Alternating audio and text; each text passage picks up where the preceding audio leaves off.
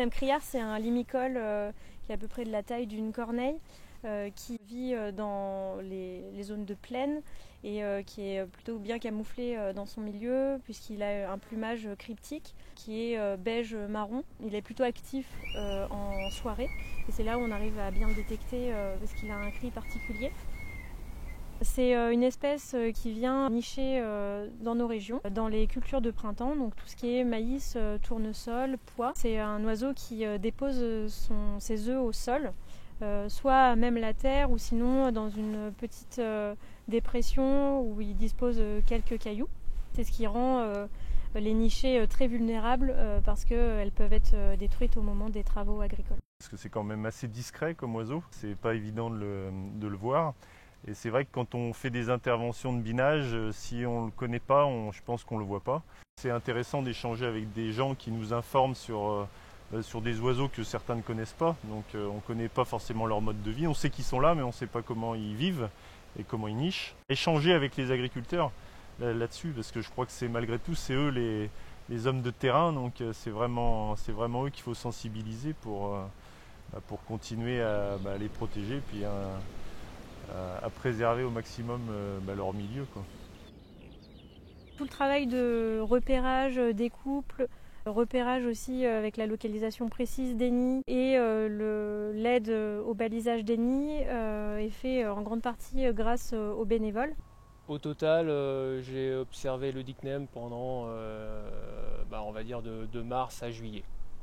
J'y passe tous mes week-ends et je suis tombé amoureux de l'espèce. C'est un oiseau magnifique avec ses longues pattes et ses grands yeux jaunes. Quand on trouve, c'est une satisfaction, surtout quand il y a une reproduction dans une parcelle. De trouver l'espèce, c'est bien, mais quand on trouve un nid, c'est encore mieux et c'est une vraie satisfaction. En Europe et en France, le déclin de l'espèce est avéré. En Poitou-Charentes, on a un tiers de la population nationale. Donc le Poitou-Charentes a un fort rôle à jouer dans la conservation de cette espèce.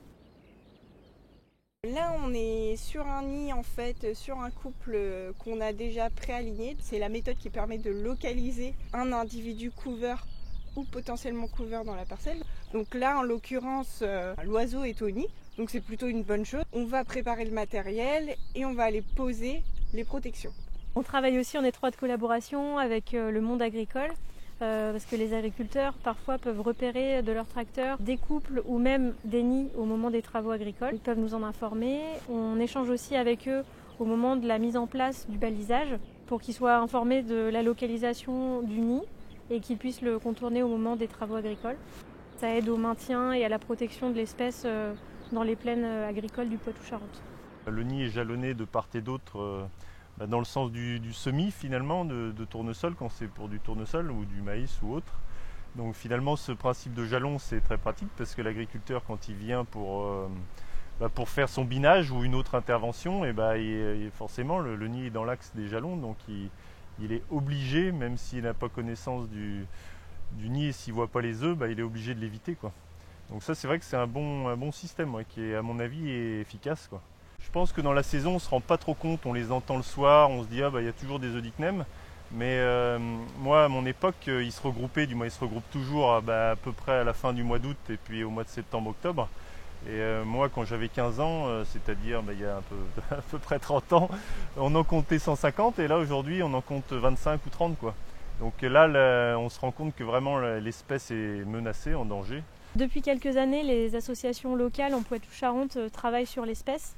Mais là, depuis 2021, on a mis en place un protocole et un programme commun avec l'ALPO Poitou-Charentes, le groupe ornithologique des Deux-Sèvres et Charente Nature pour avoir un suivi de l'espèce et une cohérence territoriale.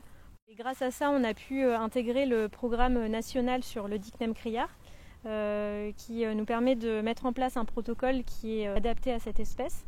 Et aussi, ces données-là permettront d'avoir des résultats à plus large échelle que le Poitou-Charentes. Le bagage des poussins de Dicneum criard permet d'évaluer leur taux de survie et leur dispersion.